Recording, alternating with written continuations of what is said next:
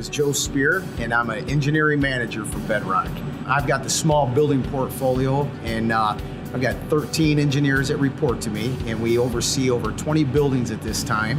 And it's day to day, it's soup to nuts. I mean, we can get a call from basements flooding to no heat, no cooling.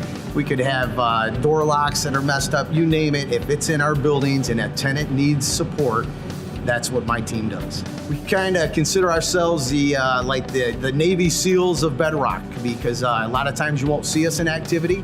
We'll take care of the situation, and the customer will come in and they'll just see it's been taken care of. We have such a diversified set of equipment, and each building has its own characteristics. So yes, and if somebody's ever struggled or they've ever been pigeonholed in the engineering world, and if you come into our engineering team, you would see so much equipment and such a diversified background of equipment that it will do nothing but make you a stronger engineer. So all of the young maintenance apprentices, maintenance technicians that I've built into engineers have been successful because they've seen such a diversified program. You know, with the amount of properties that we have now at Bedrock, you know, there's something for anybody out there that's looking for something to come into.